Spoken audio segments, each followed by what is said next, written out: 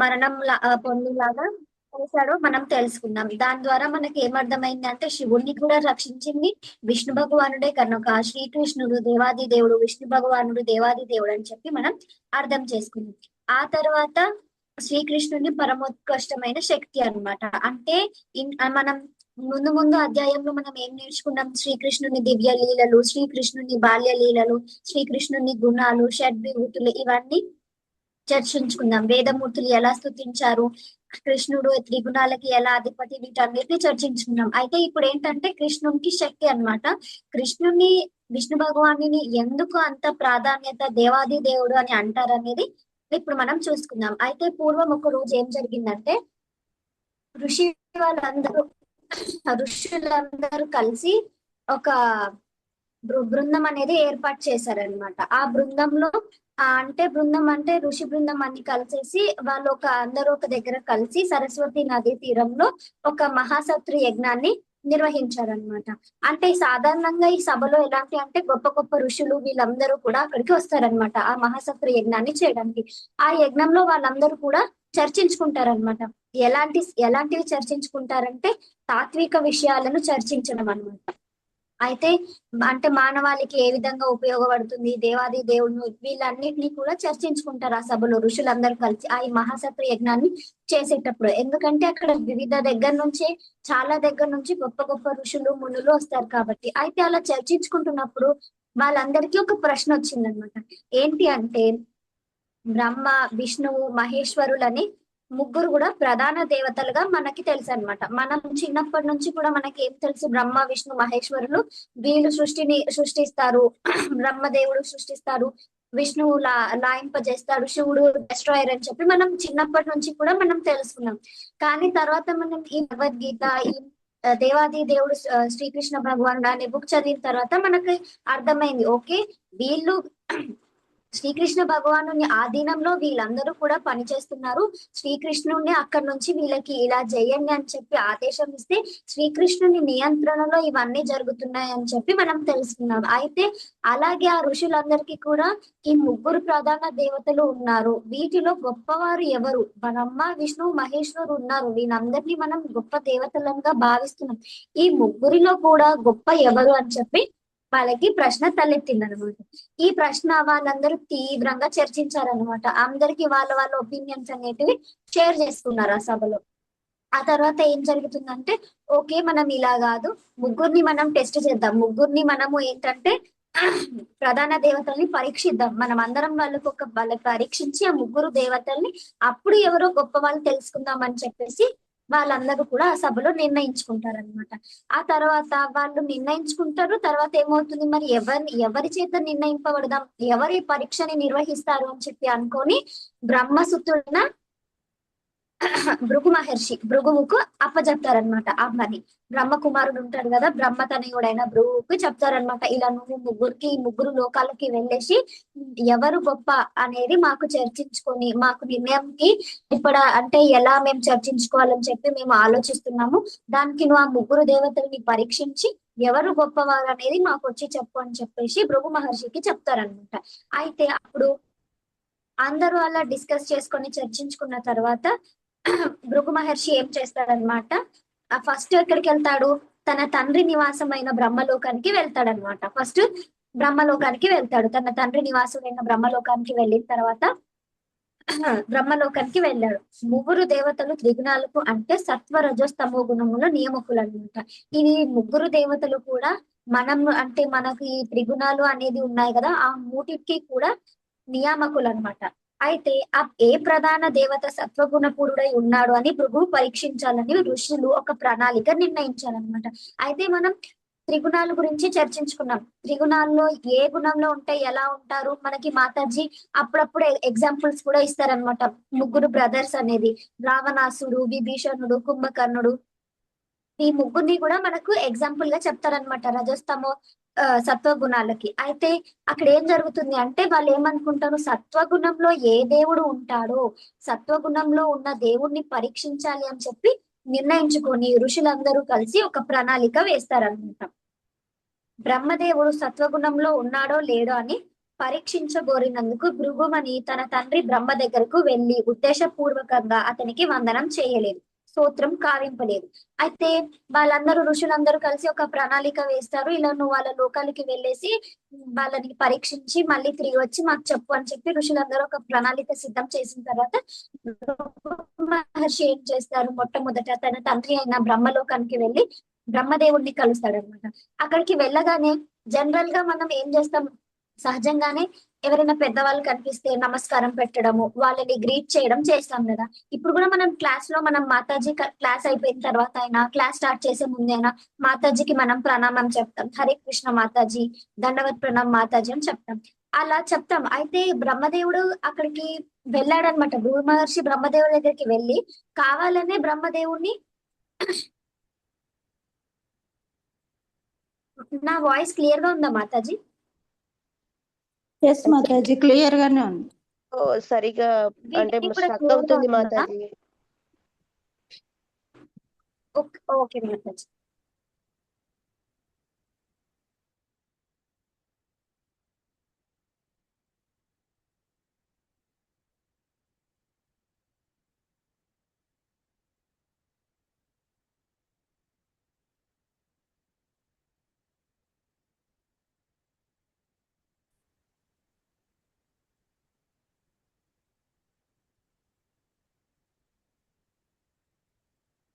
మాతాజీ నా వాయిస్ వినిపిస్తుందా మీకు? ఎస్ మాతాజీ. క్లియర్ గా ఉందా మాతాజీ ఇప్పుడు? ఎస్ మాతాజీ. ఓకే. అయితే మనం ఎక్కడి వరకు చెప్పుకున్నామంటే ఇలా సరస్వతి నదీ తీరంలో ఋషులందరూ కలిసి కూడా చర్చించుకుంటారు మహాసత్ర యజ్ఞానికి అక్కడ వచ్చి. అయితే వాళ్ళందరికీ కూడా ఒక ప్రశ్న తలెత్తుతుంది. ఏంటంటే ముగ్గురు ప్రధాన దేవతలు బ్రహ్మ, విష్ణువు, మహేశ్వరుడు, శివుడిలో ఎవరు గొప్ప అని చెప్పి. సో అది తెలుసుకోవడానికి వాళ్ళు ఏం చేస్తారు, భృగు మహర్షిని ఆ మూడు లోకాలకి వెళ్ళి ఎవరు గొప్ప అని చెప్పి పరీక్షించి నువ్వు రా అని చెప్పి చెప్తారనమాట. అయితే భృగు మహర్షి వెళ్తారనమాట, ఏ దేవుడు సత్వగుణంలో ఉంటాడని వెళ్తాడనమాట. ఫస్ట్ ఎవరి దగ్గరికి వెళ్తాడు అంటే బ్రహ్మదేవి దగ్గరికి వెళ్తాడు. బ్రహ్మలోకానికి వెళ్ళి కావాలనే వాళ్ళ తండ్రికి నమస్కరించడు అనమాట, ఉద్దేశపూర్వకంగానే. అంటే టెస్ట్ చేయడానికి వెళ్ళాడు కదా, అందుకనే అతను ఏం చేస్తాడంటే నమస్కరించడు. అయితే స్తోత్రము చేయలేదన్నమాట బ్రహ్మదేవుడిని. పుత్రుడు తండ్రి చెంతకు, శిష్యుడు గురువు చెంతకు వెళ్ళినప్పుడు నమస్కరించి సముచిత స్తోత్రము చేయడం పుత్రుడు శిష్యుల బాధ్యత అవుతుంది. అయితే మనమైనా జనరల్ గా పెద్దవాళ్ళ దగ్గరికి వెళ్ళినప్పుడు లేదా మనం గురువులను కలిసినప్పుడు అది మన మినిమం బాధ్యత. మనం దండవత్ చేయడము లేదా మనం నమస్కరించడము, స్తోత్రము చేయడము, వాళ్ళని గ్రీట్ చేయడం. అయితే ఇంత గొప్ప భృగు మహర్షికి అంత గొప్పవాడైన బ్రహ్మదేవుడి దగ్గరికి, అది కూడా తన తండ్రి అయిన బ్రహ్మదేవుడి దగ్గరికి వెళ్ళినప్పుడు ఉద్దేశపూర్వకంగా చేయలేదు కదా, స్తోత్రం చేయలేదు. అలాగే అతన్ని ఇంకేం స్తోత్రం చేయలేకపోవడంతో ఇదేం చెప్తున్నారంటే బ్రహ్మదేవుడికి కోపం వస్తుంది అనమాట. అయితే జనరల్ గానే అలా గ్రీట్ చేయడము మనందరి కూడా సహజమైన బాధ్యత అని చెప్పి ఇక్కడ చెప్తున్నారు అనమాట. కానీ తాను చూపే నిర్లక్ష్యానికి బ్రహ్మ యొక్క ప్రతిచర్య ఏ విధంగా ఉంటుందో చూడడానికి భృగుముని ఉద్దేశపూర్వకంగా నమస్కారము చేయలేదు. అయితే అలా నమస్కారం చేయకపోతే తన తండ్రి ఏ విధంగా స్పందిస్తాడు అని చెప్పి భృగుముని కావాలనే నమస్కరించలేదన్నమాట. అయితే అప్పుడు బ్రహ్మదేవుడికి చాలా కోపం వస్తుంది. తండ్రి అయిన నాకు భృగు మహర్షి వచ్చి నా లోకానికి వచ్చి నాకు నమస్కరించలేదు అని చెప్పేసి అతనికి కోపం వస్తుంది అనమాట. అక్కడ మనకేం కనిపిస్తుందంటే అప్పుడు శపించబోతాడనమాట భృగుమునిని. నువ్వు నాకు స్తోత్రం చేయలేదు అని చెప్పి కోపంతో శపించబోతాడనమాట. కానీ మళ్ళీ గుర్తొస్తుంది అతను నా పుత్రుడే కదా అని చెప్పేసి ఆగిపోతాడంట. వివేకముతో బ్రహ్మ తన కోపాన్ని అణుచుకుంటాడనమాట. అయితే మనం నిన్న మాతాజీ మనకి చెప్పిన అధ్యాయంలో మనం తెలుసుకున్నాం, మనం అందరం దేవీ దేవతల్ని పూజిస్తే, ఏ దేవతల్ని పూజిస్తే ఆ లోకాలకి వెళ్తాము. అలాగే మనము ఈ శివుడు, బ్రహ్మ వీళ్ళందరికీ పూజిస్తే మనకి ఎంత తొందరగా సంతృష్టులు అవుతారో, ఎంత తొందరగా మనకి వరాలు ఇస్తారో అంతే తొందరగా వాళ్ళు కోపాలకి వృద్ధులవుతారు. అంతే జల్దీ, అంతే ఫాస్ట్ గా కూడా మనకేమి కోపం అనేది వాళ్ళకి వచ్చేస్తుంది. కానీ మనం విష్ణువుకి సరెండర్ అవుతే, విష్ణుమూర్తి అలా కాదు అని చెప్పేసి కృష్ణకి సరెండర్ అవుతే మనం తెలుసుకున్నాం.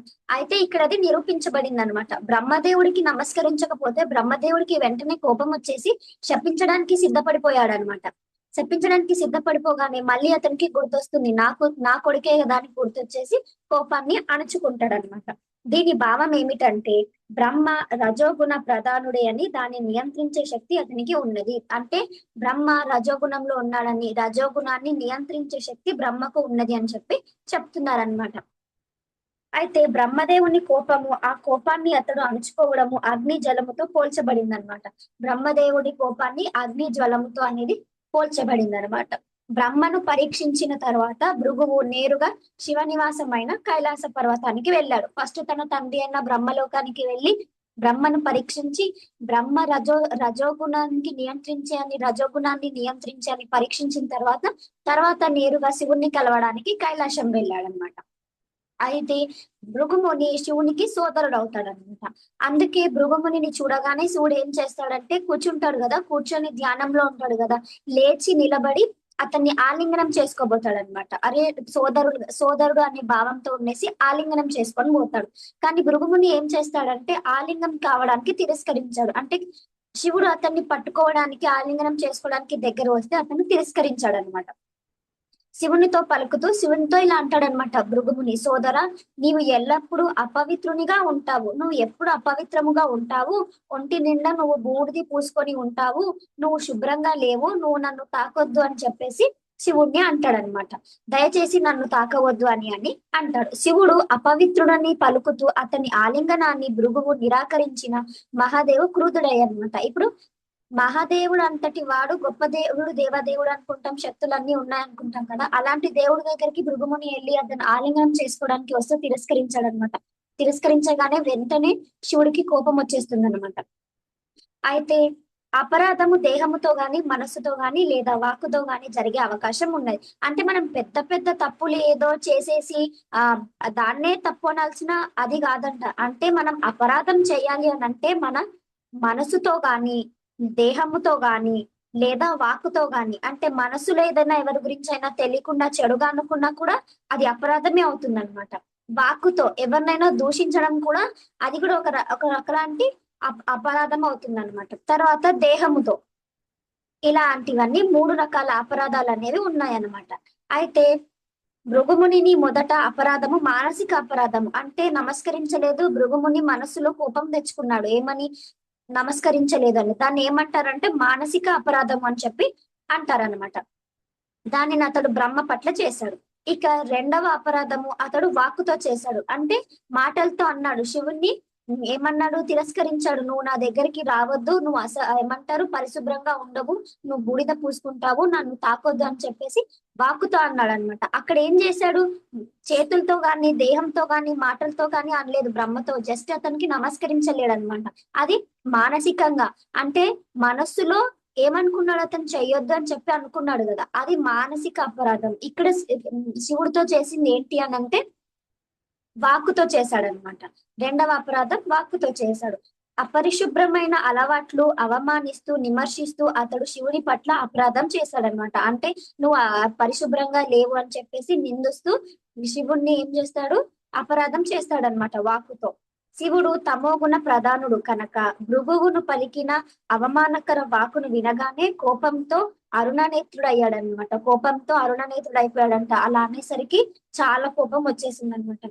అనపరానికి కోపంతో అతడు తన త్రిశూలాన్ని ఎత్తి మునిని చంపబోయాడు అనమాట.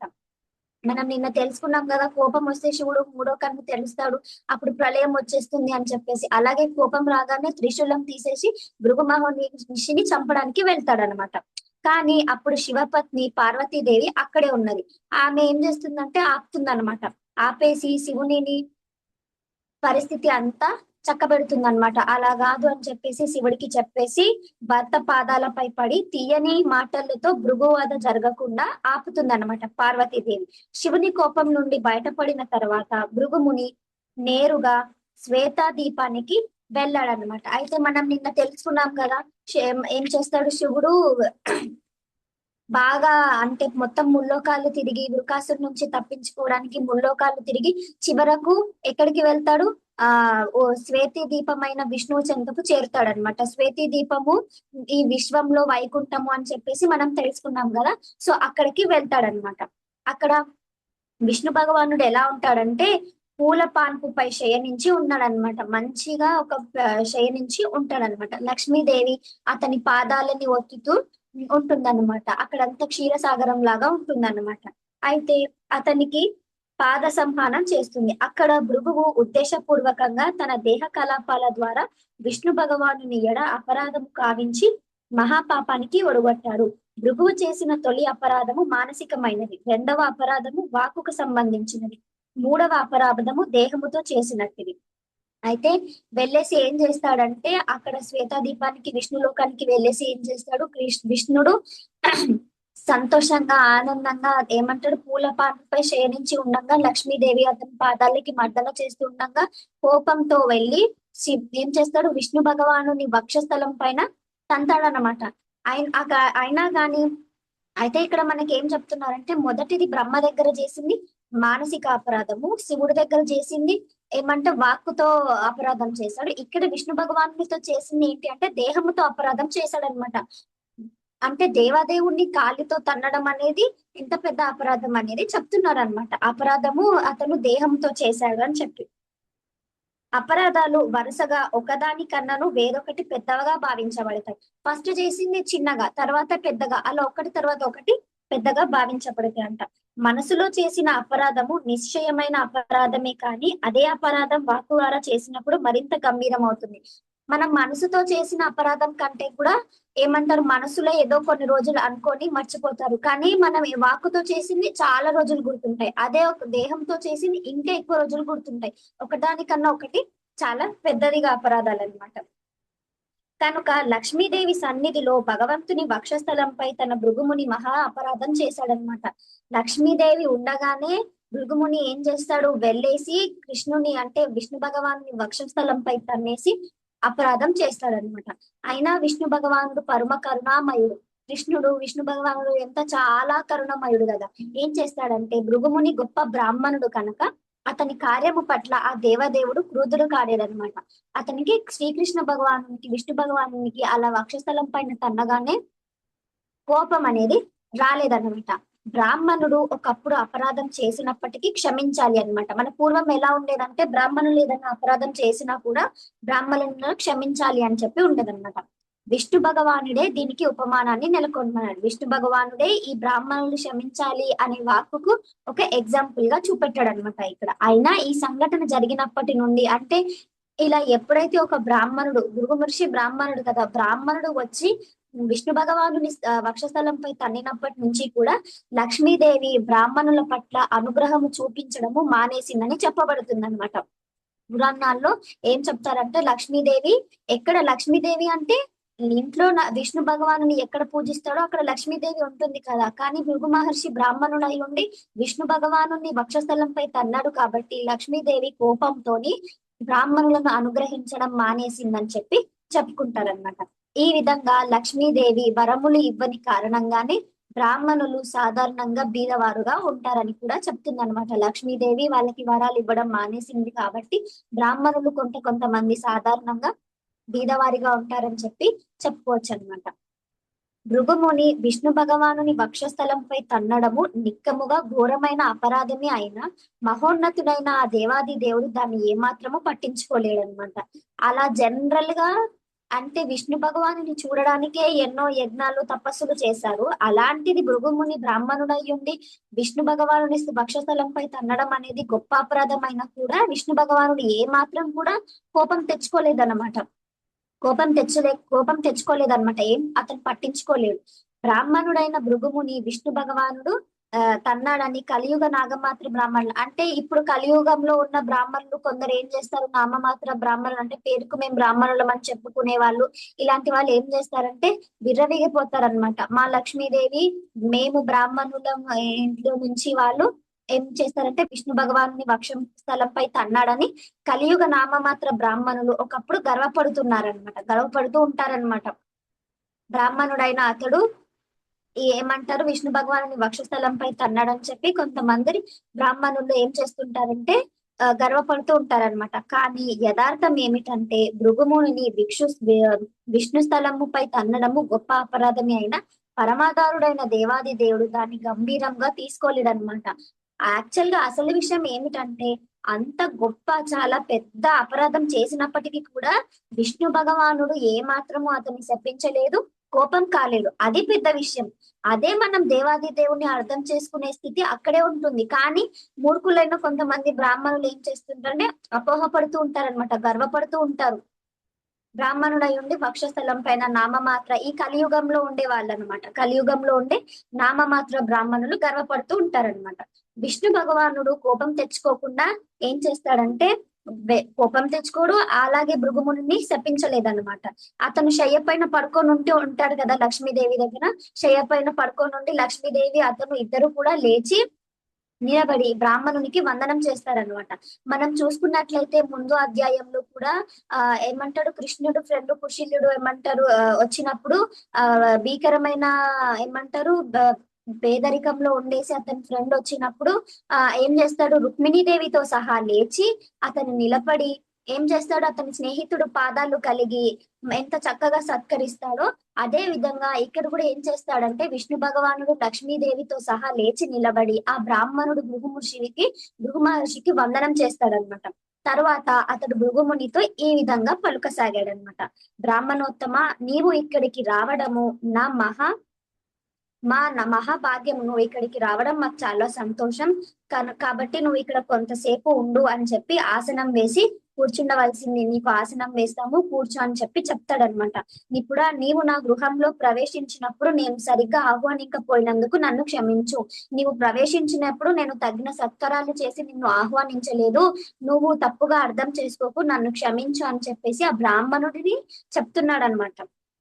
ఇది నిక్కముగా నా అపరాధము, ఇది నిక్కముగా నేను చేసిన తప్పు అని చెప్పేసి చెప్తున్నాడు అనమాట.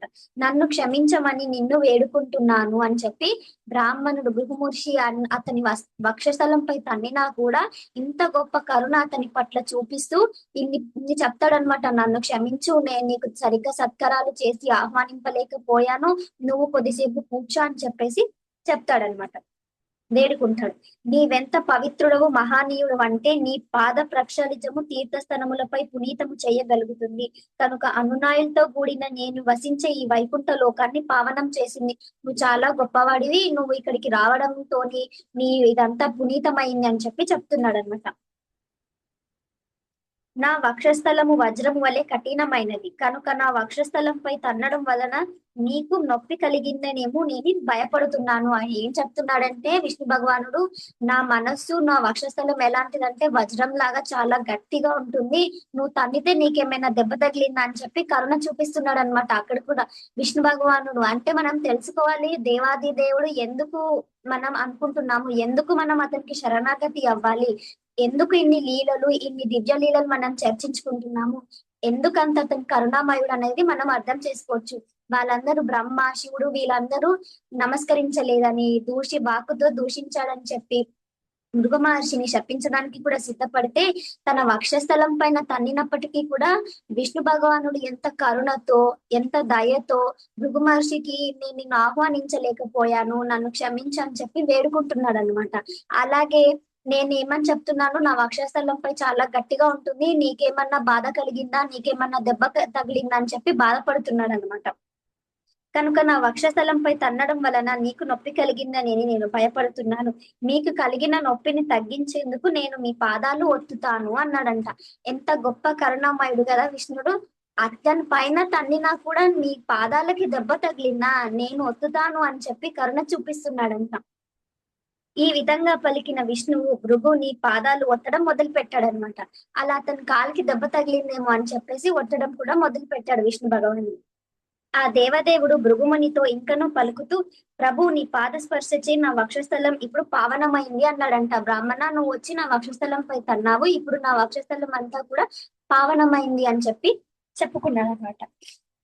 లక్ష్మీదేవి ఇప్పుడు ఆనందంతో అక్కడ నిత్య నివాసం చేస్తుందని నాకు నమ్మకం కలిగింది, నువ్వు పునీతం చేశావు కాబట్టి అక్కడ లక్ష్మీదేవి ఏంటంటే నిత్య నివాసం చేస్తుందని చెప్పి నాకు నమ్మకం కలిగింది అని చెప్పి అంటున్నారు.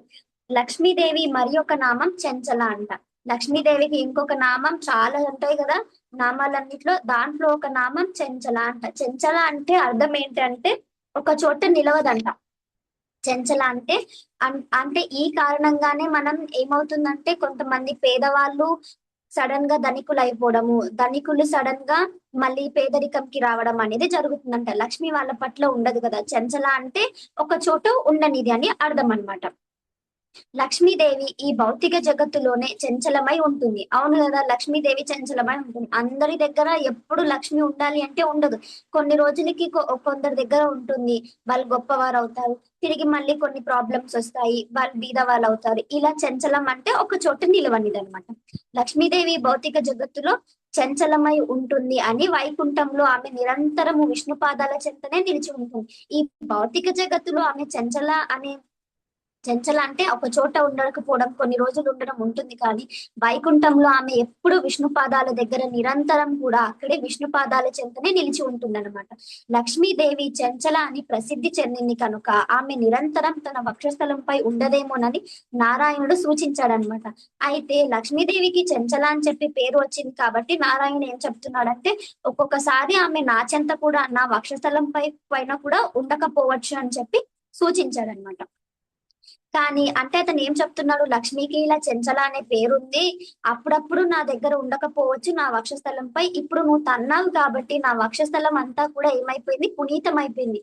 కాబట్టి ఇప్పుడు ఆమె ఇక్కడ నిరంతరము ఉండవచ్చు అని చెప్పి చెప్తున్నాడు అనమాట. దాన్ని విడిచిపెట్టి పునీతమైంది కాబట్టి, బ్రాహ్మణుడు స్పర్శచే పునీతమైంది నా వక్షస్థలం కాబట్టి దానిని విడిచిపెట్టి వెళ్ళే అవకాశం లేదు అని చెప్పి బ్రాహ్మణుడికి చెప్తున్నాడు అనమాట. అయినా భృగుముని తన స్థితిని, దేవదేవుని స్థితిని అర్థం చేసుకొని అతని నడవడి పట్ల అచ్చర పొందాడు. కృతజ్ఞతతో కంఠం గద్గముగా కాగా ముని భగవంతుడు మాటలు జవాబు చెప్పలేకపోయాడు. ముని ఏంది, జస్ట్ ఏదో నేను పరీక్షించి వెళ్ళిపోదామని చెప్పి, ఎవరు దేవాది దేవుడు అని చెప్పి అనుకున్నాడు.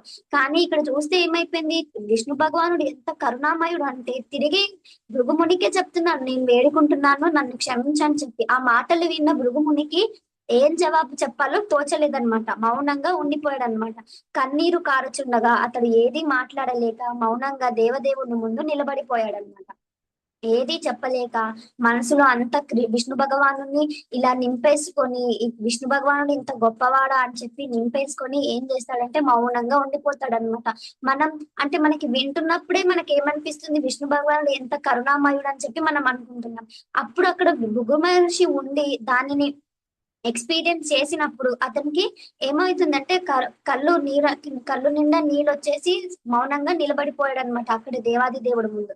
బ్రహ్మ విష్ణు మహేశ్వరులు పరీక్షించింది. ఇలా పరీక్షించడం ముగిసింది.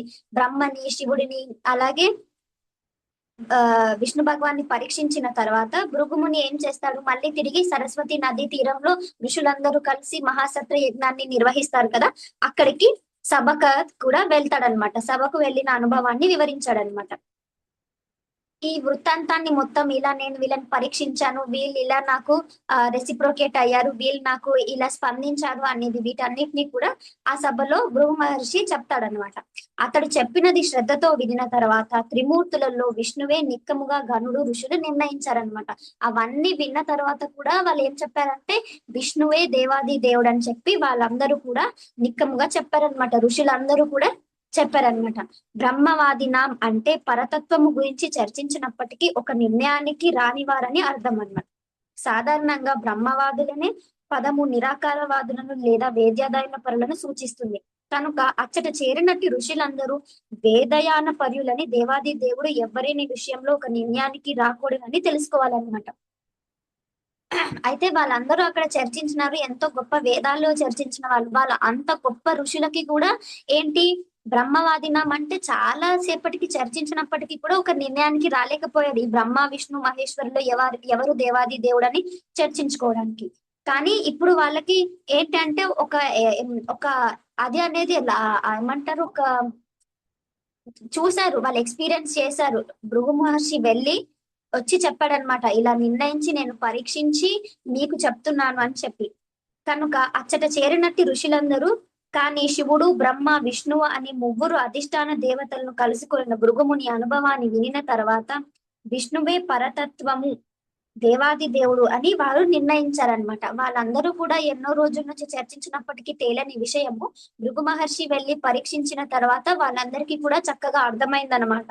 విష్ణువే పరతత్వము, విష్ణువే దేవాది దేవుడు అని చెప్పి వాళ్ళు తెలుసుకున్నారనమాట. వాళ్ళు అలాగే నిర్ణయించాలి కూడా విష్ణువే దేవాది దేవుడు అని. బ్రహ్మ రుద్రులు శీఘ్రమే కలవరపడిన విష్ణువు మాత్రం భృగుముని తన్నినప్పటికీ కించింతైనను కలచ చెందకపోవడం పట్ల ఋషులందరూ ఆశ్చర్యకితులై భాగవతంలో చెప్పబడింది అనమాట. భాగవతంలో ఏం చెప్పబడింది? బ్రహ్మ విష్ణువు జస్ట్ ఏమంటారు, ఇతను వెళ్ళి నమస్కరించలేదని, అతను ఆలింగనం తిరస్కరించాడు శివుడి దగ్గర అని చెప్పి వెంటనే కోపితులైపోయారు. కానీ విష్ణువు కించింతైనా కొంచెం కూడా కోపం తెచ్చుకోకుండా, అతన్ని శపించకుండా అతని దేవాది దేవుని గుణాన్ని మనకు చాటి చెప్పాడనమాట. ఋషులందరూ కూడా ఆశ్చర్యపోయారనమాట. ఇంత గొప్ప కరుణామయుడా విష్ణు అని చెప్పి ఆశ్చర్యపోయిన విధానాన్ని మనకు భాగవతంలో చెప్పారనమాట. చిరు దీపాలు చిన్నగాలికే చెదిరిపోతాయి, కానీ అతిపెద్ద దీపము లేదా మహోన్నత కాంతిమాల అయిన సూర్యుడు ప్రపంచ వాయువునే చలించడు. చిన్న చిన్న దీపాలు మనం చెట్టు దగ్గర పెట్టినది లేదా తులసి కోట దగ్గర చిన్న దీపాలు పెడతాం కదా, అవన్నీ గాలికి చెదిరిపోతాయి. కానీ సూర్యుడు లాంటి గొప్ప కాంతి గాలి వచ్చినా లేదా వర్షం వచ్చినా ఇవన్నిటి వచ్చినా చలించదు కదా. అలాగే మనకి చెప్తున్నారనమాట, కృష్ణుడు ఈ చిన్న చిన్న వాటికి వీటన్నిటికీ కూడా కోపం తెచ్చుకోకుండా అతను దేవాది దేవుడిలాగా ఉంటాడనమాట. కోపము రెక్కించే పరిస్థితులను తట్టుకునే సామర్థ్యమును బట్టే మనిషి ఘనతను అంచనా వేయవచ్చును. మనము తీసుకునే అంటే మనం ఒక విషయాన్ని బట్టి మనం విషయాన్ని ఎలా మనం స్పందిస్తున్నాము దాన్ని బట్టే మనిషి యొక్క ఏమంటారు ఘనతను, మనిషి యొక్క స్వభావాన్ని మనము నిర్ణయించవచ్చును అని చెప్పి ఇక్కడ చెప్తున్నారు అనమాట. దీన్ని బట్టి మనం ఏం నేర్చుకోవాలంటే కూడా మనం కూడా ఏమంటాము సత్వగుణంలో ఉండి దేనికైనా కోపం పడకుండా, దేనికి బాధపడకుండా, కోపం తెచ్చుకోకుండా శాంతంగా ఉండాలన్నమాట. శాంతంగా ఉండి ఆలోచించాలి, ఓకే ఇది ఇలా అయ్యింది, దీనికి ఇలా చెయ్యొచ్చు మనం అని చెప్పి వెంటనే మనం కోపం తెచ్చేసుకోవడము లేకపోతే బాధపడము అనేది చేయకూడదు అనమాట. కోపం వల్లనే మనం ఏదైనా విషయంలో మనం ఎలా స్పందిస్తామో, ఆ విషయంలో మనం ఎలా కోపడతాం దాన్ని బట్టే మనిషి యొక్క సామర్థ్యాన్ని అనేది డిసైడ్ చేస్తారనమాట. మనిషి ఘనత అంచనా వేయవచ్చు. నిజమైన శాంతి సకల భావ విముక్తి కోరుకునేవాడు విష్ణు భగవాని పాద పద్మాలని ఆశ్రయించాలి. ఏవో మనం ఏమంటారు కోరికలు కోరుకోవాలి, గొప్ప వాళ్ళు అయిపోవాలి, లేకపోతే ఇది కావాలి అది కావాలి అనుకోకుండా మనకి శాంతి, నిజమైన శాంతి, సకల భయ విముక్తి కావాలంటే కూడా మనం ఏం చేయాలంటే విష్ణు భగవానునికి శరణు పొందాలి అన్నమాట. విష్ణు భగవాని పాద పద్మాలను శరణు పొందాలి. మనం దేవీ దేవతలకి మనం శరణు పొందినా కూడా మనకి ఏ విధంగా కోరికలు వస్తాయి, ఆ కోరికలకి ఎలాంటి ప్రాబ్లమ్స్ వస్తాయి అనేది మనం నిన్న చర్చించుకున్నాం. అయితే కోరికలు వస్తాయి, మళ్ళీ దాని వెనకాల ప్రాబ్లం ఎలా ఉంటుంది అనేది కూడా మనం చర్చించుకున్నాం. శివుడు మనకి వరం ఇచ్చాడు, కానీ దాని తర్వాత ఏమైందో మనం నిన్న తెలుసుకున్నాం. కానీ విష్ణు భగవానుడు ఏదైనా కోరిక ఇవ్వాలంటే తన భక్తుడికి ముందు ఆ కోరిక వల్ల ఎలాంటి ప్రాబ్లం లేకుండా ఉంటుందా అని చెప్పి ఆలోచిస్తాడనమాట. అలా మనకు నామమాత్ర కోరికలు లేదా భౌతిక కోరికలు ఇవన్నిటివి కాకుండా మనం కోరికలు అంటూ ఉంటే నిజమైన శాంతి, సకల భయ విముక్తి వీటన్నిటి కూడా కావాలంటే మనం ఏం చేయాలంటే విష్ణు భగవానుని పాద పద్మాలకు శరణు పొందాలి, ఆశ్రయించాలి. సరస్వతి తటములో సమకూడిన ఋష బృందము నిర్ణయించారనమాట. అలాగే ఋషి బృందం వీళ్ళందరూ కూడా నిర్ణయించారనమాట. వాళ్ళందరూ సామాన్యమైన ఋషులు కాదు, ఎన్నో వేద జ్ఞానాలు చేసి వేదాలు చదివిన వాళ్ళందరూ కూడా మనకి నిర్ణయించారనమాట.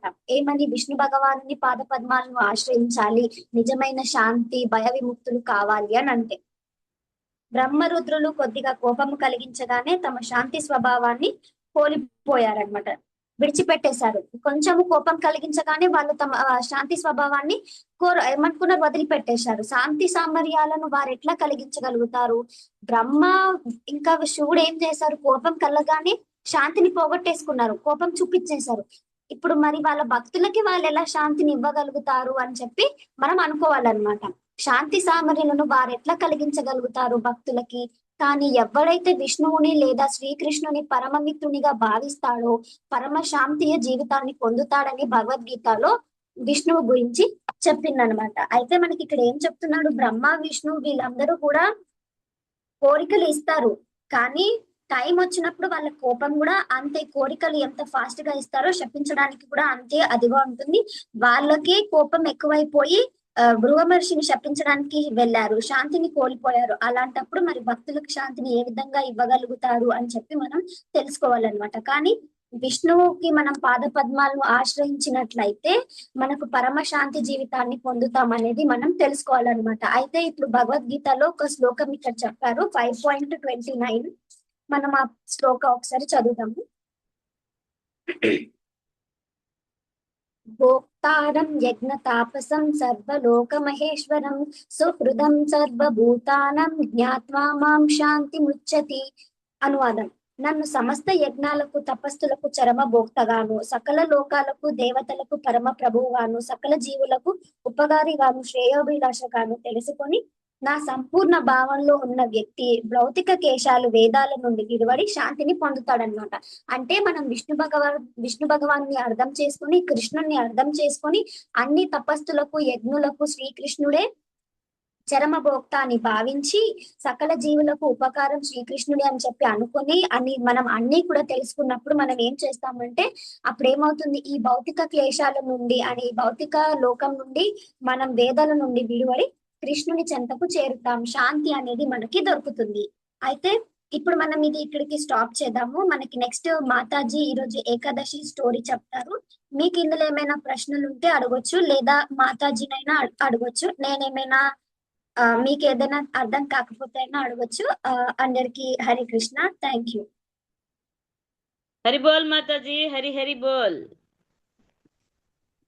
హరే కృష్ణ మాతాజీ, చాలా చక్కగా చెప్పారు మాతాజీ. థ్యాంక్ యూ మాతాజీ. హరి బోల్ మాతాజీ. థ్యాంక్ యూ హరే మాతాజీ. కృష్ణ మాతాజీ, దండవత్ ప్రణామ్. హరే కృష్ణ మాతాజీ, దండవత్ ప్రణామ్. హరి బోల్. ధన్యవాద ప్రణామ్ మాతాజీ. Thank you. హరే కృష్ణ మాతాజీ, దండవత్ ప్రణామ్ బాగా మాతాజీ. చెప్పారు. ఎప్పట్లానే బాగా చెప్పారు. థ్యాంక్ యూ మాతాజీ. మాతాజీ, హరి మాతాజీ బోల్, హరి బోల్. చాలా బాగా చెప్పావు మాతాజీ, దండవత్ ప్రణామ్. థ్యాంక్ యూ మాతాజీ. హరే కృష్ణ చందన మాతాజీ, మీరు హ్యాండ్ రైజ్ చేశారు. మాతాజీ, నాకు ఒక స్మాల్ డౌట్ మాతాజీ. మీరు 3 అపరాధాలు అని చెప్పారు. ఎస్ మాతాజీ. అది దేహ అపరాధం అంటే ఏంటి మాతాజీ? ఒకటి మాతాజీ మీ వాక్కు వాయిస్. అపరాధం అని చెప్పారు. అది ఒకరిని దూషించి ఎస్ మాతాజీ. అది వాక్కు అని చెప్పారు. 3 అపరాధాలు చెప్పారు కదా. దేహ అపరాధము అంటే ఏంటి మాతాజీ?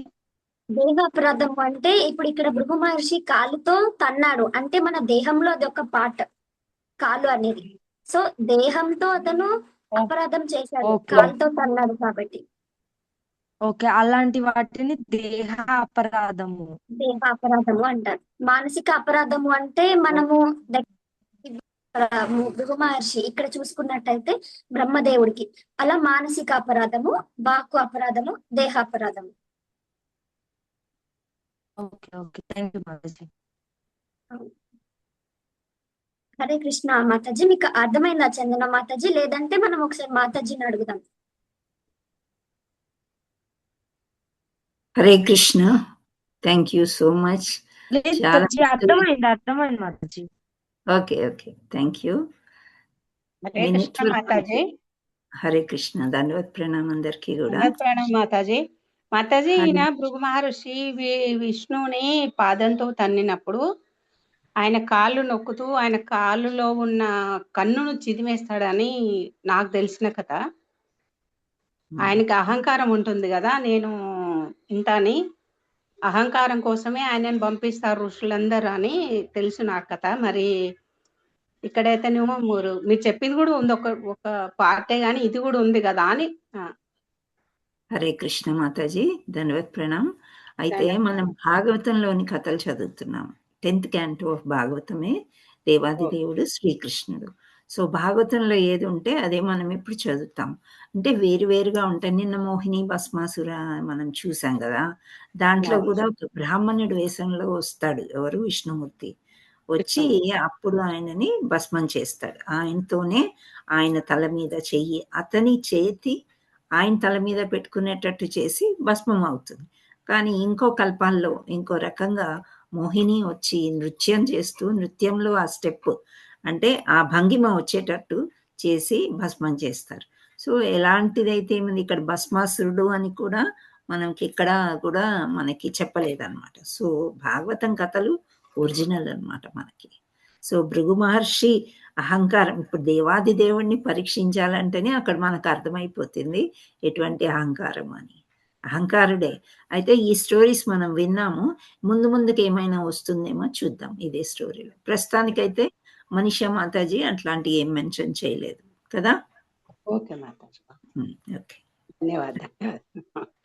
నాకు తెలిసింది అడిగాను మాతాజీ. అది కరెక్టే. నేను కూడా ఇంకా ఆ కన్ను నొక్కే ఐటమ్ వస్తుంది అని కానీ చూశాను. కానీ ఆ భాగవతం కథల్లో కొన్ని ఉండవు. అండ్ హిస్ గ్రేస్ రఘునాథ్ పురి దాస్ ప్రభుజీ ఎప్పుడు చెప్తూ ఉంటారు, ఏవో సినిమాల కొరకు కథలు బాగుండాలని కొన్ని సృష్టించారు అని కూడా చెప్తూ ఉంటారు. సో అది మనం ఎక్కడ చూసాము, ఎక్కడ చదివాము అనేది రెఫరెన్స్ మనకి తెలిస్తే మళ్ళీ మనం రెఫర్ చేసుకుని చూద్దాం. ఇప్పుడు ప్రస్తుతానికైతే భాగవతంలో అలా చెప్పలేదు. ఓకే మాతాజీ. జనరల్లీ మనం 10 అవతారాలు అనుకుంటాం, 10 అవతారాలు, కానీ ఇక్కడ 24 అవతారాలు ఎక్స్ప్లెయిన్ చేస్తారు అనమాట. డిఫరెన్స్ ఉంది కొంచెం.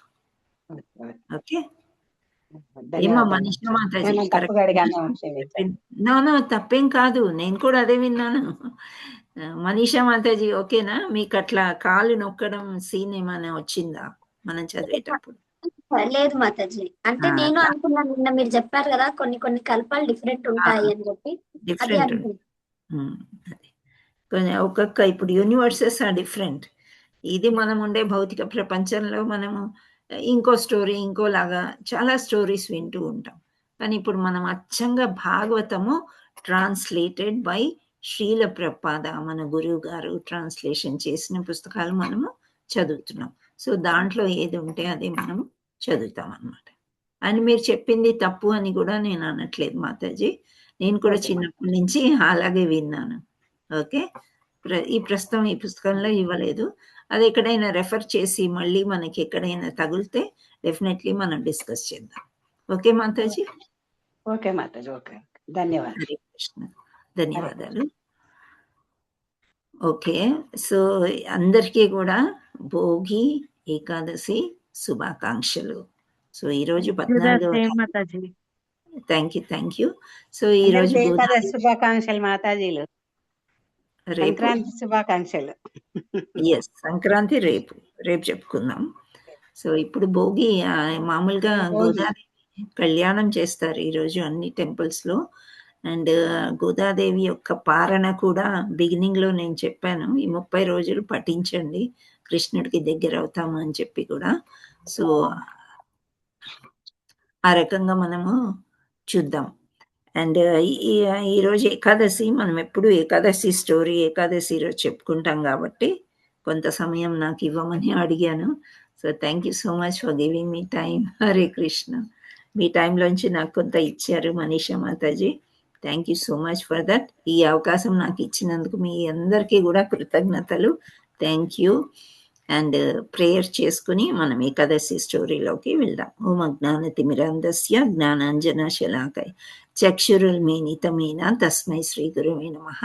శ్రీ చైతన్య మనోభీష్టం స్థాపితమేన భూతలే స్వయం రూపా కదా మహ్యం దదాతి స్వపదాంతికం. వందేహం శ్రీగురో శ్రీయుతాపదకమలం శ్రీగురుం వైష్ణవాంచ శ్రీరూపం సాగరజాతం సగణ రఘునాథాన్వితం తం సజీవం సాద్వైతం సావధూతం పరిజన సహితం కృష్ణ చైతన్యదేవ శ్రీరాధా కృష్ణ పాదాన్ సగణ లలితా శ్రీ విశాఖాన్వితాంచ.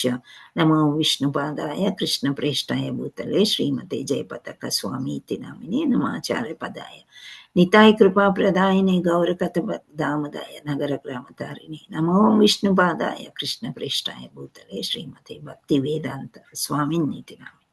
నమస్తే సారస్వతే దేవి గౌరవాణి ప్రచారిణి నిర్విశేష శూన్యవాది పాశ్చాత్య దేశతార్. ముఖం కరోతి వాచాలం పంగుం లంగాయతే గిరిమేత్ కృపాతమహం వందే శ్రీగురుం దీనతారిణం పరమానంద మాధవం శ్రీ చైతన్య ఈశ్వరం. श्री राधा मदन मोहन की जय. श्री जगन्नाथ बलदेव सुभद्रा माई की जय. चैतन्य निताय गौर प्रेमानंदे हरि हरि बोल. हरे कृष्ण. శ్రీ రాధే రాధే.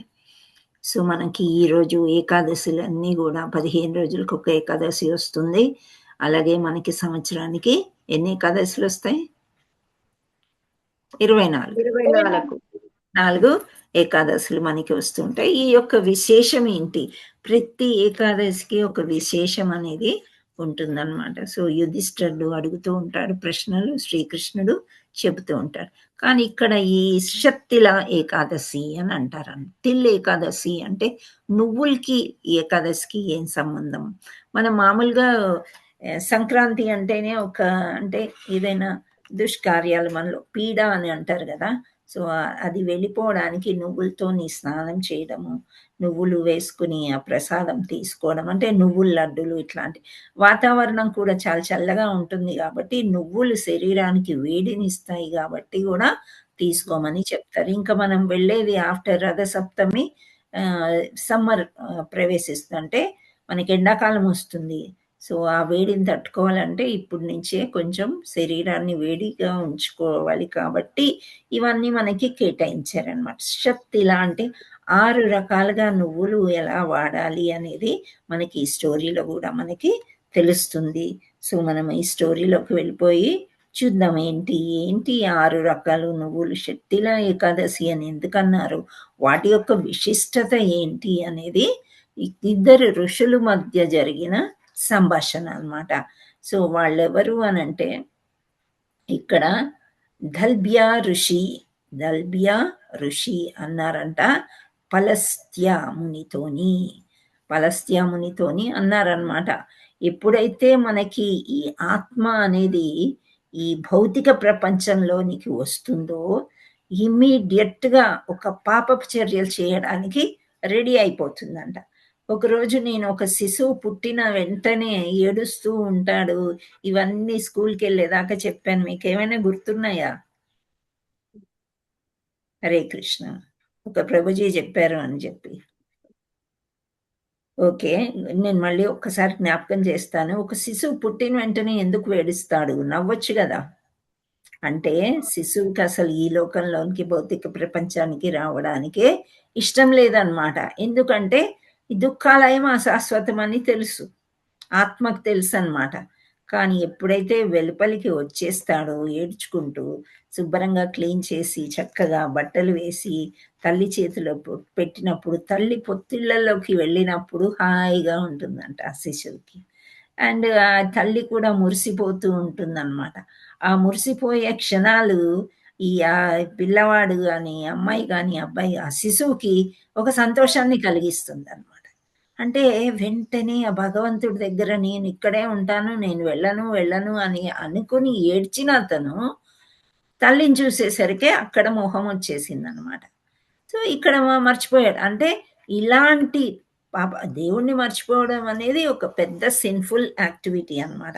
మనం కృష్ణ చైతన్యంలోకి వచ్చి మనకు భగవంతుడిని అంటే అందరిలో భగవంతుడు ఉంటాడు అని ఇప్పుడు చెప్పింది కదా మన మనీషా మాతాజీ. సో ఆ భగవంతుడు భోక్తారం యజ్ఞ తపసాం అని చెప్పినట్లున్నారు కదా శ్లోకము. సో అంటే అన్ని తపస్సుల్లో అన్నిట్లో కూడా నన్నే ఆరాధించండి, అన్నిట్లో నేనున్నాను అని భగవంతుడు చెప్పినప్పుడు భగవంతుడు మనలో ఉన్నాక కూడా మనం భగవంతుడిని మర్చిపోయి అంత పాపము మొదలైపోతుంది అనమాట. ఆ తర్వాత నెమ్మదిగా స్టీలింగ్, దొంగతనాలు చేసుకోవడం, ఆ తర్వాత ఎవరినో చంపటము. అంటే ఇప్పుడు చంపటం అంటే కావాలని చంపటం కాదు, ఒక్కోసారి మన క్రిమి కీటకాలని వాటిని కూడా చంపుతుంటాం. అంటే ఇక్కడ ఇచ్చారనమాట సిన్ఫుల్ యాక్టివిటీస్, పాపకార్యాలు ఏంటి అంటే ఇటువంటివి, stealing, killing and illicit sex అన్నమాట. అంటే వివాహేతర సంబంధాలు పెద్ద అయిన తర్వాత పెట్టుకుంటూ ఉంటారు కొందరు అనమాట. సో ఇలాంటివి అవి కాకుండా ఇంకా ఘోరమైనవి కూడా చేస్తారు పాపాలు. ఎటువంటి అంటే ఒక బ్రాహ్మణ్ కానీ ఒక ఆవుని కానీ తెలిసి తెలియకుండా చంపడం కూడా జరుగుతుంది. సో ఇటువంటి పాపాలన్నీ చేసిన వాళ్ళు తెలిసి తెలియక చేసి ఇంత పాపం చేసినప్పుడు డెఫినెట్గా ఒక క్రింద లోకాలకి వెళ్ళిపోతారు, ఊర్ధ్వలోకాలకి వెళ్ళి అక్కడ ఈ పనిష్మెంట్స్ అంటారు కదా, శిక్షని అనుభవిస్తూ ఉంటారన్నమాట. సో ఆ ఎందుచేత ఇలా అవన్నీ తప్పించుకోవాలంటే ఏం చెయ్యాలి? నువ్వు మహా ఋషివి కదా, నువ్వు ప్లీజ్ చెప్పు అని ఇక్కడ అడుగుతున్నాడు అనమాట. ఎవరు అడుగుతున్నారు? దాల్బియా ఋషి పులస్త్యామునిని అడుగుతుంటే ఆ పులస్త్యాముని ఏమంటున్నారు? ఓ ఫార్చునేట్ వన్, అంటే చాలా దివ్యమైన పురుషుడవి నీవు అని చెప్పి ఇక్కడ నువ్వు చాలా ఇంపార్టెంట్, అంటే చాలా ముఖ్యమైనది, గుహ్యమైన ప్రశ్న నువ్వు అడిగావు. బ్రహ్మ, విష్ణు, శివ, ఇంద్ర వీళ్ళందరూ కూడా ఎప్పుడు ఇట్లాంటి అడగలేదు. సో చాలా శ్రద్ధగా ఈ యొక్క ప్రశ్నకి జవాబు అంటే ఈ పాపాల నుండి విముక్తి అయ్యేది ఏంటి అనేది ఈ ప్రశ్న నుండి జవాబు నేను చెప్తాను, విను అని చెప్తున్నాడు. సో ఇది మనకి ఇప్పుడు వచ్చేది మాఘమాసం అన్నమాట. అంటే ఈ శక్తిల ఏకాదశి జనవరి ఫిబ్రవరి మధ్యలో అంటే మాఘమాసంలో వస్తుంది అని చెప్తున్నారు. సో ఈ ఏకాదశి రోజు ప్రొద్దున్నే లేచి దేవుడికి హే జనార్దన, హే ప్రభు కృష్ణ, నేను ఈరోజు ఏకాదశి ఉపవాసం ఉండాలనుకున్నాను, పాటించాలనుకున్నాను, అవన్నీ కూడా నాకు సహాయం చేయమని దండం పెట్టుకుని చక్కగా స్నానం చేసి తలార పోసుకుని భగవంతుడికి పూజ చేసుకోమని చెప్తున్నారు. సో ఎలా అంటే మనం ఎలా కోరుకోవాలంటే నా సెన్సెస్, నా ఇంద్రియాలన్నీ కూడా చాలా కంట్రోల్గా ఉండాలి. నేను ఎవరి మీద కోపపడకూడదు, నేను ఎవరి మీద జెలసీ ఫీల్ అవ్వకూడదు. జెలసీని మనం ఏమంటాము? ఈర్ష్య ద్వేషాలు ఇవన్నీ కూడా ఉండవు. ఇవన్నీ కూడా అంటే కామ క్రోధ లోభ మద ఆశ్చర్య మోహాలు అన్నీ కూడా తొలగిపోయేటట్టు నన్ను దీవించు ప్రభు అని ప్రొద్దున్నే చక్కగా అనుకుని, ఆ తర్వాత ఈ ఆవు పేడ ఉంటుంది కదా, దానితోని ఇంతకు ముందే చేసుకుని పెట్టుకుంటారంట. ఏంటి? 108 చిన్న చిన్న బాల్స్ లాంటివి చేసి చక్కగా ఎండపెట్టుకుని అవి ధూపం వేస్తారు. అంటే అవి హోమంలో వేసుకోవాలి, నువ్వులు హోమంలో వేసుకోవాలి, ఇవన్నీ చెప్తారు. సో మనకి ఇంట్లో హోమం చేసుకోం కదా, మామూలుగా ఇవి ఇలా చెప్పారు, చేసుకుంటే మంచిది. కొందరు రోజు కూడా హోమం చేసుకుంటారు. తులసి యొక్క అంటే నిద్రపోయిన తర్వాత వాటి యొక్క కాండాలు అంటే బ్రాంచెస్, స్టెమ్స్ తీసి ఎండబెట్టుకుని కూడా చేసుకుంటారు. హోమ ద్రవ్యాలు దొరుకుతాయి కదా, దానివల్ల కూడా హోమాలు చేసుకుంటారు. సో ఇది ఒక పద్ధతి, ఇలా చెప్పారనమాట. సో ఈ ముందే చేసుకుని రెడీ చేసుకొని స్నానం చేసిన తర్వాత ఇలాంటి హోమం అంటే దాన్ని ఫైర్ సాక్రిఫైస్ అని అంటున్నారు. ఇది మామూలుగా మనం ఏం చేస్తాం? ఈ ఫైర్ సాక్రిఫైస్ అంటే భోగి మంటలు వేసుకుంటాం. అంటే ఈరోజు కలిసి వచ్చింది కాబట్టి చెప్తున్నాను. సో భోగి మంటలు అనేది వేసుకుంటారా? మీరు వేసుకుంటారా? హరే కృష్ణ. పల్లెటూళ్ళల్లో అయితే తప్పకుండా వేసుకుంటారు. సిటీస్ లో కూడా ఈ మధ్య అపార్ట్మెంట్స్ లో అందరూ కలిపి ఒక దగ్గర చేరి చక్కగా అదొక ఎంజాయ్మెంట్ లాగా చేసుకుంటున్నారు. సో అలా చేసుకోవచ్చు అని చెప్తున్నారు అనమాట. ఆ తర్వాత నైవేద్యాలు ఏం పెడతారు అంటే స్పెషలీ నువ్వులతో చేసినవి పెట్టాలి అని చెప్తున్నారు. నువ్వులతో చేసినవి అంటే ఆ కొబ్బరికాయ వాడచ్చు, పంకిన్ అంటే గుమ్మడికాయ కానీ జామకాయ కానీ ఇవన్నీ కూడా ఫ్రూట్స్ నైవేద్యాలుగా పెట్టవచ్చు అని అంటున్నారు. తినేటప్పుడు మనకు తెలిసిన విషయాలే. డోంట్ యూజ్ గ్రెయిన్స్ అంటే బియ్యము, ధాన్యాలు, పప్పులు ఇవి మనం వాడకూడదు. చిక్కుడుకాయ, బిన్నిస్కాయ ఇలాంటివి కూడా మనము వాడకూడదు అనమాట. సో అలా పాటిస్తూ ఈ షట్టిల ఏకాదశిని మామూలుగా నెయ్యి దీపము భగవంతుడికి పెడుతూ మనము మామూలుగా ఎలా పూజ చేసుకుంటాం, పుష్పాలు అన్నీ పెడతాం కదా భగవంతుడికి, అలా విష్ణుమూర్తిని ప్రార్థించుకోవాలి అని చెప్తున్నారు. సో ఇక్కడ షట్టిల ఏకాదశి అంటే ఏంటి అంటే నువ్వులని దానం చేయమంటున్నారు అనమాట. ఒక బ్రాహ్మణుడికి తెల్ల నువ్వులు కానీ నల్ల నువ్వులు కానీ ఏదో ఒకటి దానం చేయమంటున్నారు. ఇంకా ఒక బ్రాహ్మణుడికి బట్టలు ఇచ్చి గొడుగు, పూర్వకాలంలో చేసేవారంట అలాగా, గొడుగు, బట్టలు, చెప్పులు, నువ్వులు ఇవి దానం ఇస్తే చాలా మంచిది అని చెప్తున్నారు. సో ఈ రోజుల్లో మనకి బ్రాహ్మణులు ఇంటికి వచ్చి తీసుకుంటారా, స్వీకరిస్తారా మనకు తెలియదు. మనం గుడికి వెళ్ళి ఇస్తే ఇవ్వవచ్చు. లేదు ఇవన్నీ నేను తెలియని అనుకుంటే సింపుల్ మనకేంటి అంటే ఫోన్పే చేయడం. ఒక యోగ్యుడైన వైష్ణవ బ్రాహ్మణ్ని సెలెక్ట్ చేసుకొని అతనికి ఫోన్పే చేస్తే వాళ్ళు దాన్ని సద్వినియోగపరుచుకుంటారు. లేదా గుడికి కూడా మనము డబ్బులు ఇవ్వవచ్చు, కృష్ణా టెంపుల్కి. డబ్బులు ఇచ్చేటప్పుడు కొన్ని జాగ్రత్తలు చెప్పారు. మనకి ఎవరికి పడితే వాళ్ళకి డబ్బులు ఇచ్చామనుకోండి, వాళ్ళు సిగరెట్లకో, తాగుడుకో, మాంసాహారం తెచ్చుకోవడానికే వాడుకుంటే అది అంత మంచిది కాదు అని చెప్తున్నారు. అందుచేత బట్టల రూపంలో లేదా ఇంకా వేరే రూపంలో ఇవ్వచ్చు. లేదు మనకి చాలా ఈయన యోగ్యుడైన బ్రాహ్మడు మనకి కరెక్ట్‌గా వాడుకుంటాడు ఈ డబ్బులు అన్నప్పుడు మనం ఇవ్వవచ్చు అన్నమాట. సో, ఆ దానం అనేది ఈరోజు చాలా ముఖ్యమని చెప్పారనమాట. ఇంటికి వచ్చిన వాళ్ళకి కూడా నువ్వులతో చేసిన బెల్లము, నువ్వులతో చేసిన లడ్డూలు గానీ, లేకపోతే ఏదో అలాంటి ప్రసాదమే ఈరోజు భగవంతుడికి అర్పించి మనం ఈరోజు ఈ ఒక్కరోజు నువ్వులు తినవచ్చు. Okay. So Beth the water with mixed sesame seeds అంటే నువ్వులు నీళ్ళల్లో వేసుకుని ఆ నీళ్ళతో స్నానం చేయమన్నారు. మీరందరూ ప్రొద్దున స్నానం చేసి ఉంటారు. మరి నువ్వులు వేసుకోకపోతే సాయంత్రం మరల స్నానం చేసేటప్పుడు వేసుకొని స్నానం చేయవచ్చు. ఇంకొకటి నువ్వులు పేస్ట్ లాగా చేసుకొని బాడీకి అప్లై చేసుకొని స్నానం చేయమని చెప్పారనమాట.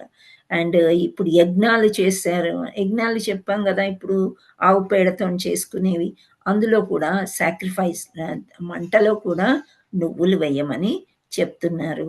సో ఆ తర్వాత 4వది నువ్వులు తినటం అంటే ప్రసాదం లాగా పెట్టి మళ్ళా మనము తినటము, మళ్ళా దానం ఇవ్వటము. ఆ తర్వాత ఎవరైనా మనకి నువ్వులు దానం ఇస్తే కూడా మనం స్వీకరించాలంట. లేదు మనం నువ్వులు తీసుకోము, accept charitable gifts of sesame seeds. అయితే ఎవరైనా మనకి దానం చేస్తే కూడా మనం మనస్ఫూర్తిగా తీసుకోవాలి అని చెప్తున్నారు. అందుకనే 6 ఉన్నాయి కాబట్టి షట్తిలా ఏకాదశి అని ఈ ఏకాదశిని అన్నారనమాట. సో ఇక్కడ ఈ నువ్వులు వల్ల ఈ 6 రకాలుగా మనం వాడినట్లయితే spiritual purification on this Ekadashi అని అంటున్నారు. అంటే మన యొక్క శుద్ధీకరణ ఏకాదశి రోజు స్వచ్ఛంగా జరుగుతుంది అని చెప్పారనమాట. అందుచేత షట్తిలా ఏకాదశి అని అన్నారు. సో ఇక్కడ ఒక స్టోరీ చెప్పాలి, ఎవరన్నా పాటించారా, మనకు డౌట్ వస్తుంది కదా, ఇలా చెప్పేస్తున్నారు సరే ఎవరైనా పాటించారా, వాళ్ళకి ఏమైనా దివ్యమైన వరాలు ఏమైనా దొరికినాయా అని చెప్పుకోవడానికి ఒక స్టోరీ ఉందన్నమాట. ఏంటి అంటే ఎవరైతే దీన్ని చాలా మంచిగా చేసుకుంటారో ఈ ఏకాదశిని తప్పకుండా దరిద్రం నుండి బయటపడతారంట. కష్టాల్లో నుండి దరిద్రం నుండి బయటపడడం అంటే డబ్బులు లేకుండా ఉండే వాళ్ళకి డబ్బులు వచ్చే అవకాశం ఉంటుంది. అండ్ హెల్త్ కూడా బాగుంటుంది అని చెప్పటం అనేది జరుగుతుంది. మనం ఎప్పుడు కూడా భౌతికంగా ఏ ఏకాదశికి జరుగుతుంది అని మనం చెప్పుకోలేదు. అన్ని ఏకాదశులకి భగవంతుడి ధామానికి వెళ్ళటమే చెప్పారు. కానీ ఇది స్పెషల్ ఏకాదశి అన్నమాట. భౌతికంగా కూడా వరాలన్నీ కూడా తీరుస్తుందంట. సో ఒక ఫీమేల్ బ్రాహ్మణి అంటున్నారు. ఒక బ్రాహ్మణ కులంలో ఉండే ఆవిడ ఒక పెద్ద మనిషి అన్నమాట. ఆవిడ ఎన్ని చేసేదంటే భగవంతుడికి జన్మాష్టమి, రామనవమి, వామన ఏకాదశి, నరసింహ చతుర్దశి, వారాహ ద్వాదశి, గౌర పూర్ణిమ, ఎన్ని పండుగలు అసలు రోజు కృష్ణుడికి ఇస్కాన్లో ఏదో ఒక పండుగ వస్తుంది. సో ఈ పండుగలన్నీ కూడా చాలా చక్కగా చేసేదంట బ్రాహ్మణ యువతి. అవన్నీ చేసి చాలా ఉపవాసాలు ఉండేదంట. ఖచ్చితంగా అన్ని రూల్స్ పాటిస్తూ ఉపవాసం ఉండి ఫుల్ డివోషన్తోని చక్కగా పూజ చేసేదంట. ఈమె ఇంత ఫాస్టింగ్ చేస్తుంది ఏంటి, మరీ ఎక్కువగా చేస్తే కూడా భగవంతుడికి ఏమనిపిస్తుంది, మనం చూద్దాం, ఏమని పరీక్షిద్దాం అని అనిపించి కొన్ని కష్టాలు కూడా మనకి వస్తూ ఉంటాయి అన్నమాట. అది కాకుండా ఆమె బ్రాహ్మణ్స్కి యంగ్ మేడన్స్ అంటే ఇంట్లో పనిచేసే వాళ్ళు, మనకి తెలిసిన వాళ్ళు, వయసులో ఉండే వాళ్ళకి బట్టలు ఇవ్వడము, వాళ్ళకి చారిటీ అంటే చాలా దాన ధర్మాలు చేసేదన్నమాట. ఆమెకు ఉన్న దాంట్లో చక్కగా దాన ధర్మాలు చేస్తూ ఆమె ఎంత అంటే ఇంకా అందరినీ ప్లీజ్ చేసేదన్నమాట. మా దేవతల్ని కానీ దేవుళ్ళని కానీ. సో అందరికీ ఇంకా ఎక్కువ క్యూరియాసిటీ ఎక్కువైపోయింది భగవంతుడికి. లేదు నేను ఈమె దగ్గరికి వెళ్ళి ఇంత ప్యూరిఫై అవుతుంది ఏంటి, ఒకసారి వెళ్ళి ఆమె దగ్గర అడుక్కుందామని వెళ్తాడంట. ఎలా వెళ్ళాడు ఆయన అనంటే, ఆయన ఒక శైవ రూపంలో, ఈమెమో పూజలు చేసేదంతా కూడా కృష్ణ పరమాత్ముడికి కదా. సో శైవ భక్తులు ఎలా ఉంటారో అలా తయారయ్యాడంట. అంటే లార్డ్ శివ డిసైపుల్ లాగా తయారయ్యి మెడలో అన్నీ కూడా, శివుడు ఏం వేసుకుంటాడు మెడలో? పుర్రెల మాల. ఎప్పుడైనా చూసారా? శ్మశానంలో తిరిగే శివుడు పుర్రెల మాల వేసుకుని తిరుగుతూ ఉంటాడనమాట. సో అలా గార్లెండ్ ఆఫ్ స్కల్స్ అవన్నీ వేసుకుని ఒక కమండలం చేతిలో పట్టుకొని వెళ్ళాడంట ఆవిడ దగ్గరికి. వెళ్తే ఆమె చూడగానే కొంచెం చిరాకేసిందంట. ఏంటి ఇక్కడికి వచ్చాడు ఏంటి, సరే ఏదో అడుగుతున్నాడు కదా, నేను ఎందుకు వచ్చావు ఇక్కడికి అని. ఆమెకి ఇది ఒక దివ్య శక్తి ఉంటుంది కదా, ఏదో పరీక్షించడానికో ఎందుకు వచ్చారో ఏమో అనుకొని ఎందుకు వచ్చావు ఇక్కడికి అని అడుగుతాడంట. అంటే ఆయన అంటున్నాడు, oh beautiful one, I have come to get some secret alms from you. అంటే నువ్వు ఇంత పవిత్రంగా ఈ రోజున అందరికీ దాన ధర్మాలు చేస్తున్నావు, నాకు కూడా ఏదన్నా చిన్న దానం చెయ్యమ్మా అని అడుక్కోవడానికి వచ్చాను నేను అని అంటే, అప్పుడు ఆవిడ ఏం చేస్తుంది, ఇంత మట్టి ముద్ద తీసి ఆయన ఆయన పాత్రలో వేస్తుందంట. సో అప్పుడు ఆయనకు అర్థం కాదనమాట, ఇంతమందికి ఇన్ని చేస్తుంది, నాకేమో లంప్ ఆఫ్ మడ్, ఒక మట్టి ముద్దని కోపంగా ఆయన పాత్రలో వేస్తుంది అనమాట. అప్పుడు విష్ణుమూర్తి ఇదంతా కూడా నారద మునికి చెప్తున్నాడు, నవ్వుకున్నాడు అనమాట. అంటే ఆమె ప్యూర్గా కృష్ణుడికే పూజ చేస్తుంది అని అర్థం చేసుకుని మనసులో ఆనందిస్తూ ఆ తర్వాత మళ్ళీ విష్ణులోకానికి వెళ్ళిపోయాడు అనమాట. వెళ్ళిపోయిన తర్వాత ఇంకా ఈమె ఇన్ని పుణ్యాలు చేసి భగవంతుడిని కూడా మెప్పించిందంటే, నేను శివభక్తులకి నేను దాన ధర్మాలు ఈ విధంగానే ఇస్తానని కూడా ఆమె చూపించింది కాబట్టి ఇంకా ఆమెకి ఎటువంటి పుణ్యం వచ్చిందంటే అదే బాడీతోని ఆమె విష్ణులోకానికి వెళ్ళిపోయిందంట. మీకు అర్థమవుతుందా? ఇంతవరకు ఎట్లాంటి స్టోరీ వినలేదు కదా. సో చాలాసార్లు చదివాను, నాకు ఎంత ఒకలాగా అనిపించింది, ఏంటి సేమ్ బాడీతో వెళ్ళడం అనేది. సో వెళ్ళింది అక్కడ విష్ణుమూర్తి దగ్గరికి, అక్కడ సేవ చేస్తుంది.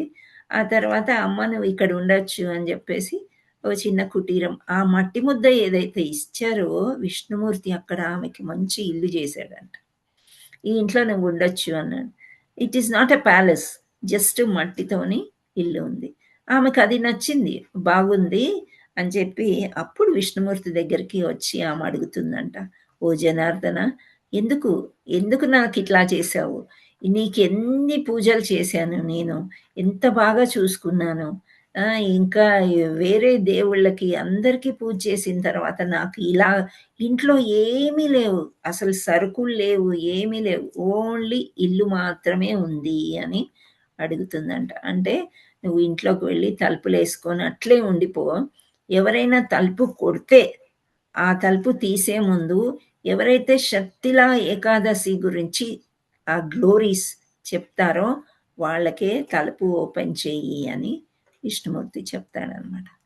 సో ఇక్కడ ఎవరు వచ్చారు ఇప్పుడు మనకి, సామాన్యంగా ఎవరైనా కొత్త వాళ్ళు వచ్చారనుకోండి విష్ణులోకానికి, దేవీ దేవతలు అందరూ కూడా ఎంత పుణ్యం చేసుకున్నారో ఏంటో అని చూడ్డానికి వస్తూ ఉంటారనమాట.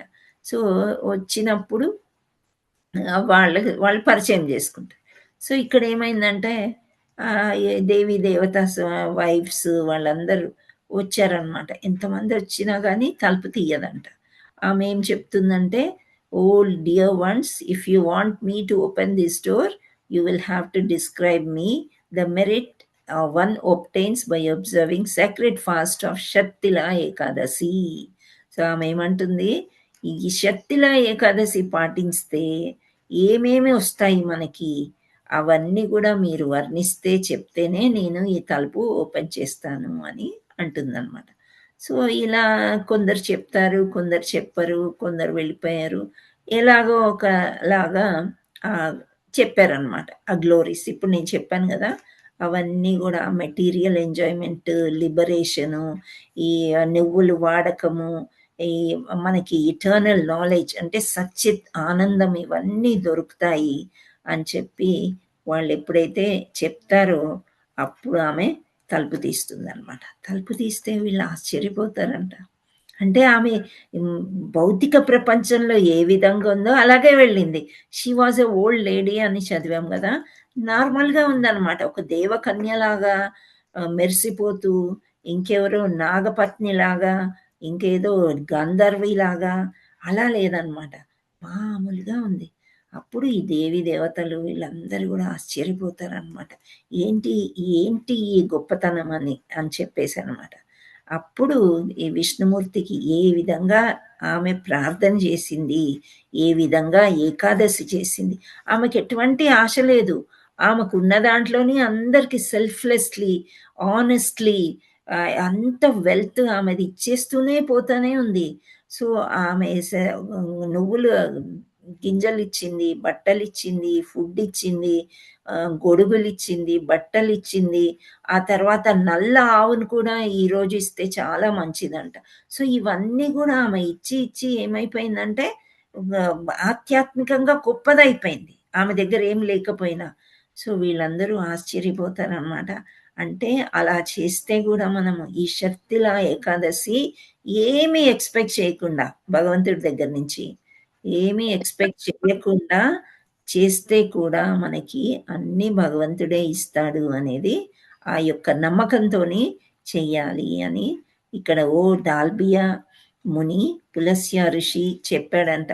One who properly observes this wonderful Sattila Ekadashi with great faith, and ఎవరైతే చాలా చక్కగా ఈ ఏకాదశి చేస్తారో వాళ్ళందరూ కూడా స్పిరిచువల్గా అంటే ఆధ్యాత్మికంగా, మెంటలీ అంటే మనస్సుతో, ఫిజికలీ అంటే మన దేహము, సోషల్ అంటే చుట్టూ ఉండే నేబర్స్, ఆ తర్వాత వీళ్ళందరితోని కూడా మనకి మంచి సత్సంబంధాలు ఏర్పడి ఇంటలెక్చువల్ అంటే తెలివిగా కూడా మనము ఉండగలుగుతామంట. సో ఇవన్నీ లక్స్ అంటే ఈవిల్ ఓమెన్స్ అంటారు కదా, అంటే దుశ్శకునాలు అని ఉంటాయి చూడండి, అవన్నీ కూడా వెళ్ళిపోయి మంచి శకునాలతోని మనకి అన్నీ కూడా దొరుకుతాయి అని ఇక్కడ ఈ చెప్తున్నారన్నమాట. ఇట్లాంటి వండర్స్ అవుతాయంట. So without any doubt one need not wonder how this happens. So మనకి ఎంత ఆశ్చర్యం వేస్తుందంట, అసలు ఈ శక్తిలా ఏకాదశి పాటించినంతనే కొన్ని వండర్స్ జరుగుతూ ఉంటాయంట. సో యాక్చువల్లీ మనము ఏకాదశిలు పాటించడమే ఒక దివ్యమైన వరం అని నేను చెప్తాను. ఎందుకంటే అందరూ పాటించలేరు, పొద్దున లేస్తే అన్నం తినకుండా ఉండలేరు, కానీ ఆ రోజు అన్నాన్ని ముట్టుకోకూడదు మనం. ఎందుకు అని చెప్తే మనం ఇంతకుముందు చదువుకున్నాం కదా, మురా అనే రాక్షసుడు ఈ గ్రెయిన్స్లో, బియ్యంలో అన్నిట్లో ఉంటాడు కాబట్టి అది తినవద్దు అని చెప్తున్నాడు, విష్ణుమూర్తి చెప్పాడు.